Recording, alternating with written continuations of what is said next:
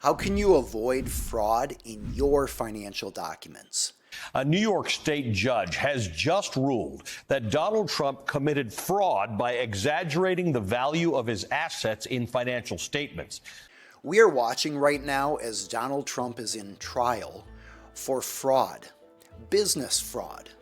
And specifically, this involves listing false information in financial disclosures that were then presented to third parties like banks.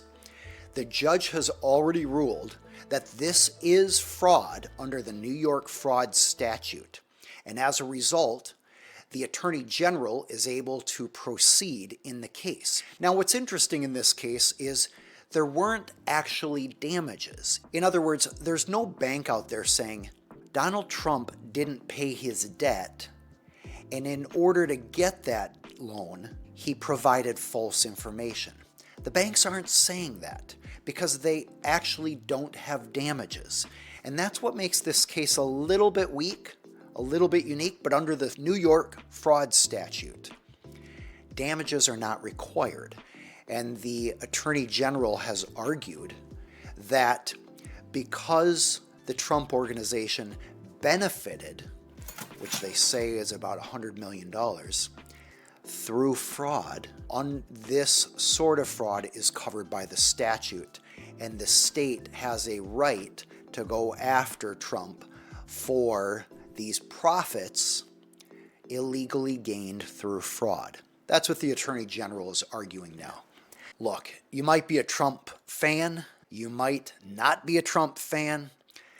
My goal today is to explain the legal concepts here so that you, as a business owner, can avoid this problem. And here's why. This is incredibly common. Think about it. How often are your financial disclosures and the applications you fill out to get a loan or a credit card, how often are they accurate? Well, think about it. In those applications, you often need to estimate, what are my annual revenues? Well, do you look at last year's annual revenues? The current year to date? Do you prorate it for the rest of the year? Or do you look at what you expect the next year to be? So even that question alone can result in you putting different numbers. And so that's what the Trump legal defense team has argued, that there's a lot of flexibility here. It's not always clear what's meant. And their argument is we made a good faith effort. And the judge has said, no, you didn't. And the effort you did make was not enough. We'll talk about more why that is. Keep in mind, anytime you as a business owner fill out a financial disclosure, this might be because you have business partners buying in to be a part owner in the business. Maybe it's a credit card application or a bank loan application. Maybe it's a real estate deal or some other large business transaction. Financial disclosures happen all the time. And here's the problem. Business owners aren't the ones putting together all the financial details. Usually they're not even the ones filling out the applications or the disclosure statements. Now they are required to review them before signing them. And that is the gotcha. That is the moment where business owners often go from not being liable to having personal liability. By the way, I'm not just talking about the company that you own being liable, but you as a business owner are liable. So today we're going to talk about how do you avoid that? How do you prevent from having personal liability for fraud, especially when it's an accident? And you might say, well, I thought an accident is not fraud. You might be thinking, well, fraud requires intent to deceive. And as we have seen in this case, and is often the case, actual intent to defraud somebody or to deceive is not always required. It is sometimes, but it's not always. As a lawyer, I've spent over 30,000 hours helping over 1,000 business owners avoid and prevent problems. The goal today is to help you avoid these sorts of problems in your own life and in your own business, so you don't end up on the other end of an audit or a lawsuit like Donald Trump has in the state of New York. These things are incredibly common, and business owners have a lot of opportunity to avoid this sort of problem if they simply take the time to discover what are the courts and government officials looking for. If you are a business owner, I'm providing this information to help you spot issues to discuss with your attorney, not as a replacement for an attorney.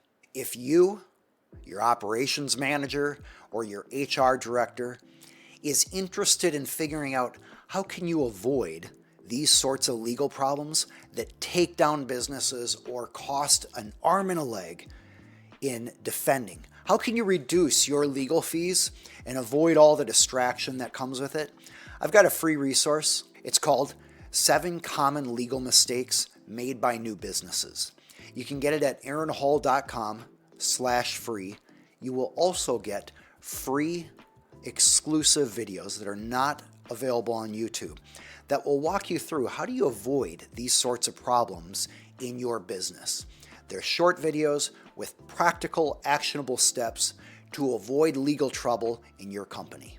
To get this free legal checklist, just go to aaronhall.com/free. So your goal is to avoid going to jail, being sued by the Attorney General's office, or having a bank or business partner or financial institution seek damages because you engaged in fraud or inaccuracies in financial disclosures. So think about all those financial documents that your team puts together. What happens if there are little errors in there? The next problem is that business owners often don't understand all the legal terms in these documents. For example, an application may ask for a percentage of ownership, or who is a governor, who is the treasurer. Well, do you have a treasurer? Do you have a secretary? Do you have a president? What if you call that person a CEO? Well, is the person who handles your financial documents your treasurer, or are you the treasurer as the business owner? And you just have an assistant or an HR manager or an operations manager or finance manager. There are all sorts of legal terms and definitions in these documents. And if you get it wrong, is that fraud? Well, it certainly is inaccurate, and it certainly is a misrepresentation. And misrepresentations are a really big deal, especially if you say at the bottom where you sign, it says, I certify under oath that the above information is true and correct. Or maybe it says true and correct to the best of my knowledge. So let's talk about when can you get in trouble here. By the way, there's another big myth, and that is that disclaimers can somehow save you. Courts, time and time again, say general disclaimers can be set aside. In other words, if you know information is false, or you should have known, or you could have gotten the accurate information, but you didn't go to the effort to get it, and you just throw on a disclaimer thinking, hey, I'm fine. This disclaimer says they better check everything and double check because there might be errors here. The court in the Trump case said that sort of general disclaimer is irrelevant. It's worthless. Now, Trump tried to argue that it actually was a worthless disclaimer, saying, look, all the information here is worthless. Check it out for yourself. You want to figure out what Mar-a-Lago is worth? Figure it out for yourself. Send an appraiser out there for yourself. We're doing the best we can, but there are going to be plenty of inaccuracies. The judge in this case, and I've seen this regularly, said, it doesn't matter if you have a general disclaimer. You still have a duty of good faith and accurate information. By the way, if you like videos like this that are practical and actionable and talking about issues of relevance to business owners, feel free to subscribe and like this so that you will get updated by YouTube when similar videos are available. All right, so here's the heart of it. Donald Trump personally signed a lot of financial disclosure documents, and there were inaccuracies in those. But they weren't all inaccuracies as far as misunderstandings or honest mistakes. The judge said there were some egregious inaccuracies. For example, how many square feet is the home that he stays in? And the square footage that was provided in a financial disclosure was substantially different. I believe it was about 3 times the amount of the actual square footage of his residence. So how on earth can this happen? Was it just a flagrant, intentional lie? Well, often what I see, and I can't speak to Donald Trump's situation, but often what I see is a residence might be a certain size at a particular time, and then it might get downsized or divided and sold off, and no update is made to the financial disclosures that are continually being sent out to new creditors and new investors. So although the information may have been true at one time, when it stopped being true, the person who updates the disclosures was not notified to update that information. Here's another example. Perhaps for one application, it was appropriate to include the square footage, not just for a residence, but also for the common areas on that floor, because it would depend on the definitions of the measurements of the residence. Do you measure common areas or not? Well, one application might say you do, another application might say you don't. Common areas are like the hotel lobby, the elevator space, the elevator lobby, vending machine space, entertainment space, things like that. It may be appropriate at times to include that, but every application is different. And so unless there is attention to detail, each application copying the last application's information can be fraudulent or inaccurate. The first excuse that business owners who have inaccurate information say is, I didn't know. Look, I didn't put together these reports. Somebody else put them together. But the law says it doesn't matter if you knew, if you should have known. The standard is knew or should have known. So if you knew or should have known that something was inaccurate, then you're liable for fraud or at least misrepresentation. By the way, what's the difference between fraud and misrepresentation? Under the broad category of misrepresentation, fraud is when it's either intentional or a statute calls it fraud. The other category is unintentional misrepresentation, where you still may have liability even though you didn't intend it. In the case of the Trump case, the New York statute specifically says that you are liable for fraud if you've misrepresented information. And there is actually case law, so other cases where the courts have said it doesn't need to have intent. So you as a business owner don't need to know the information was fraudulent or false. The next excuse business owners might have is, I never had that information. So not only did I not know it, but I didn't have it. The court will say, but how difficult was it to get that information? Could you have gotten that information? In other words, were you essentially responsible for getting information before you state what the information is in the application? If you can get information fairly easily, you will often be responsible to get that. It's not enough to just say, oh, I signed these, but I didn't go to my cabinet and check to make sure that they were accurate. Or I didn't check with our other division to make sure it's accurate. Or I put the square footage on there with a good faith estimate, but I didn't actually go check the records to see what is the square footage of that property. There's another common excuse. We had a disclaimer. We had a general disclaimer that said, hey, we put these financial documents together, but you need to go out and verify the information. Do your own due diligence. Don't rely on anything here. And this actually came up in the Donald Trump trial. And he basically said, look, we had a little provision that said, this information is worthless, go confirm it for yourself. You know what the trial judge said? No, I'm not going to let you put inaccurate information in financial disclosure documents and then just waive your entire right to the accuracy of that information. We're not going to follow that provision. This is fairly controversial because if you think about it, you could certainly argue that when dealing with banks and other sophisticated corporations, you should have a right to say, hey, here's some information, but go verify it yourself. This is a way to get you started, but go confirm it. And if that's actually in your agreement, shouldn't you have the right to transfer that responsibility to the other party? I asked that of a judge who I worked for. I worked for a judge as an extern. He was appointed by President Ronald Reagan, federal court judge. And here's what he said to me.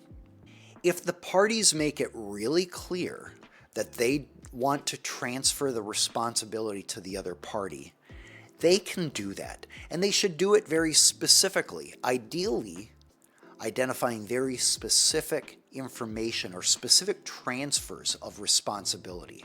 Sometimes these are called duties or fiduciary duties. But the judge explained to me a simple generic disclaimer is not enough to wipe out either a large contract or the statutory duties that are there.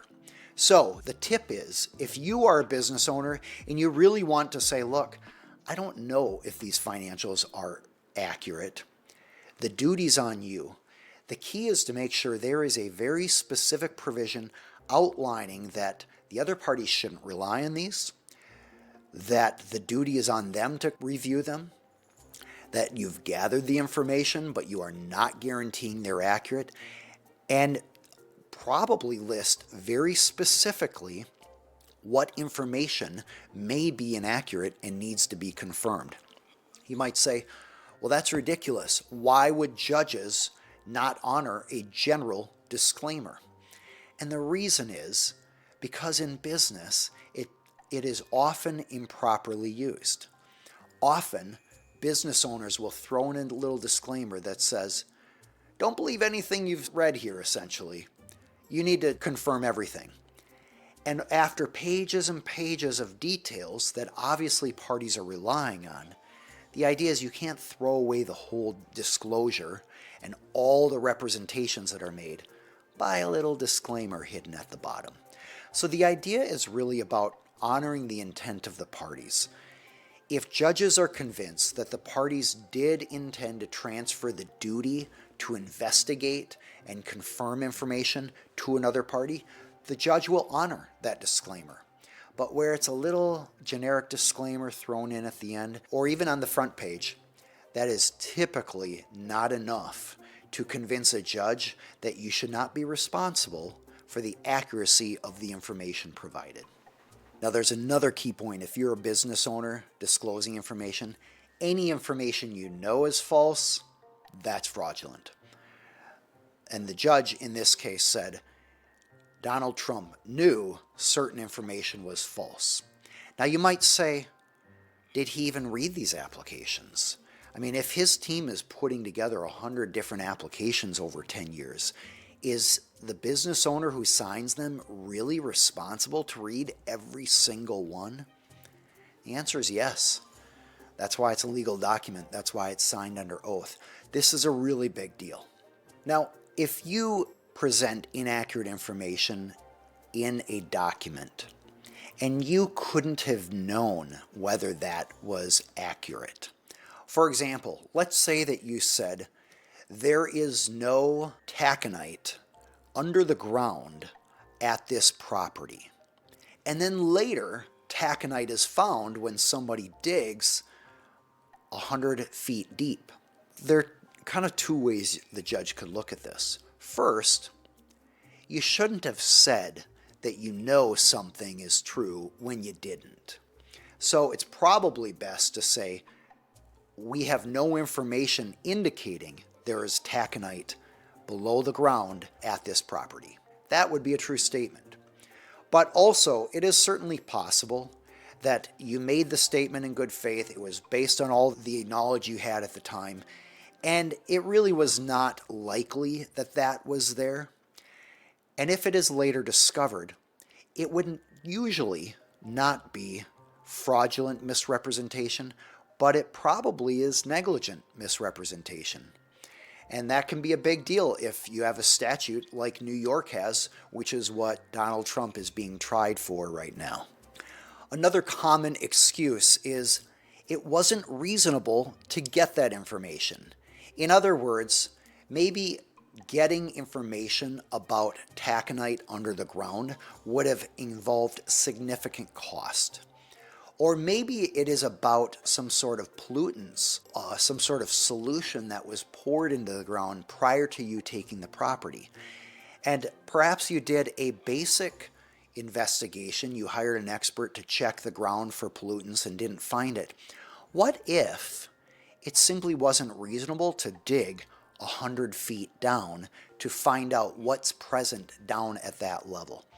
Well, usually the reasonableness standard in court applies. So if you do what is reasonable, you've hired professionals, and you can show that it is commercially reasonable to do what you've done. In other words, this is typically what's done, and this is what the other parties understood was being done. Often, that will be sufficient because the standard is, did you act reasonably?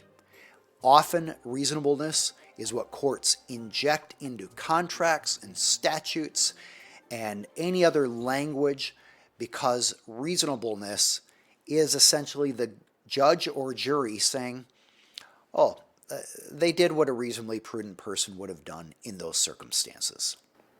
Here is one more tip, and perhaps this is the biggest one. Imagine after information is presented, and let's assume some sort of problem occurs, and now you have the issue before a judge. I have seen creative lawyers, and I have been paid as a creative lawyer to find every inaccuracy and present that to a judge to erode the credibility of the other side. Basically, you get 10 different examples of inaccurate information, and I would ask the opposing party under oath in a deposition or in trial, and I would say, isn't it true that this information is false? Well, yes, it is. Isn't it true this is false? Isn't it true this is false? Isn't it true this is false? Isn't it true this is a lie? Isn't it true this was inaccurate? Now, don't you think that a business owner should confirm that information before proceeding, before signing their name under oath, suggesting that that information is accurate? And if it's a catch-22, because if you say, no, I don't think that's a big deal, the business owner shouldn't have confirmed that, you look unreasonable. And if you say, yes, a business owner should confirm that information, you've essentially just convicted or indicted yourself. Because you've just said, yeah, a reasonable business owner would, but I didn't. Imagine now you are trying to testify and everything you say is being scrutinized by the judge as a lie. This is why precision in all these little check boxes and forms and lines that you sign are so vital. Involve your CPA if needed. Involve your attorney if needed. Make sure that somebody can review the accuracy of this information. You might even have, and here's another important tip, you might have somebody else review this information for accuracy and certify to you under oath that the information is accurate to the best of their knowledge. Because most state statutes say that the president or business owner can rely on the information provided to them by reasonable people, unless the business owner has a reason to believe the information is not reliable. So if you have information presented to you by an attorney, CPA, or somebody else who works with you, that can protect you. Why does all this matter? Because if an inaccurate disclosure signed by you goes south, or if you come under scrutiny of the Attorney General like Donald Trump did in New York, or if a bank decides to sue you later, or a business partner decides to sue you later. No matter what, all of these disclosures will be important evidence of whether you are honest, truthful, reliable, or a committer of fraud.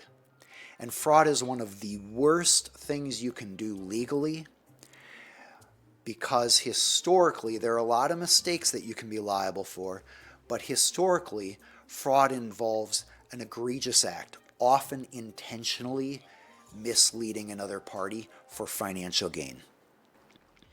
So, what do you do if your documents have inaccuracies? I would recommend consulting with your attorney and thinking about whether to provide a corrected disclosure to the bank, to the credit card company, or anyone else. And that might be called a corrected disclosure, or it might be called an updated disclosure.